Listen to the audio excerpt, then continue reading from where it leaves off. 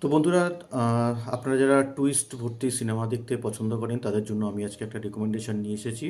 তো আজকে যে সিনেমাটা আমি রেকমেন্ড করতে যাচ্ছি, সিনেমাটা 2025-এর একটি মালায়ালাম সিনেমা, যার নাম হচ্ছে মিরাজ। তো সিনেমাটা আমি হিন্দি ডাবিংয়ে দেখলাম। সিনেমাটা ডিরেক্ট করেছেন জিতু জোসেফ, এবং এই ডিরেক্টরের দৃশ্যম সিনেমা আমরা প্রত্যেকেই দেখেছি অলরেডি। তো এই সিনেমাতে অভিনয় করেছেন আসিফ আলী, অপর্ণা বালামুরলি।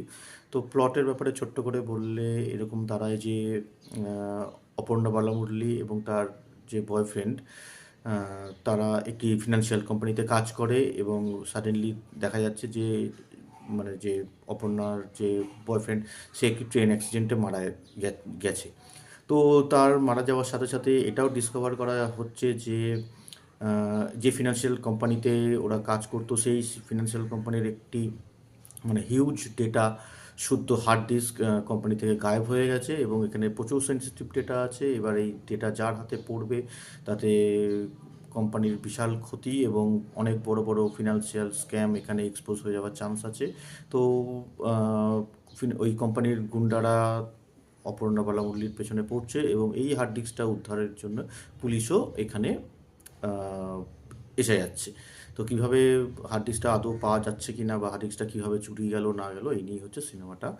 তো বেসিক্যালি এখানে ডিরেক্টর যেটা করেছে যে প্রত্যেকটা প্লট পয়েন্ট আমাদের কাছে আহ, লুকিয়ে যেতে যেতে যেতে যেতে গল্পটাকে নিয়ে গেছে, এবং সাডেনলি হঠাৎ করে কিছু টুইস্টের আকারে একটার পর একটা রিভিলেশন করতে যাচ্ছে। এবার ফার্স্ট হাফটা মোটামুটি ডিসেন্ট হলেও সেকেন্ড হাফটাতে মানে টুইস্টের পর টুইস্ট দিয়ে একদম ফিল আপ করা। 5 মিনিট হচ্ছে একটা করে টুইস্ট, 5 মিনিট সিনেমা হচ্ছে আরেকটা করে টুইস্ট, এইভাবে অতিরিক্ত টুইস্ট অ্যান্ড টার্নসে ভর্তি এই সিনেমাটা। যারা এই ধরনের সিনেমা দেখতে পছন্দ করেন এবং তাদের জন্য এই সিনেমাটা আমি রেকমেন্ড করছি।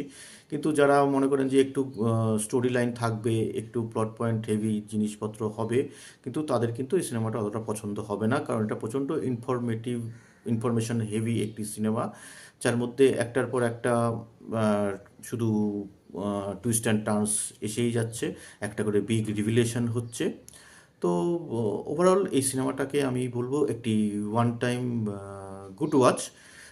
এমনি দেখতে খারাপ লাগবে না, কিন্তু এত টুইস্ট যখন কোনো জিনিস এত কিছু এত বেশি হয়ে যায়, তো জিনিসটা আলটিমেটলি সেই এফেক্টটা কিন্তু নষ্ট হয়ে যায়। তো আপনারা দেখেননি তারা দেখতে পারেন, এবং যারা দেখেছেন তারা অবশ্যই জানাবেন সিনেমাটা আপনাদের কেমন লেগেছে।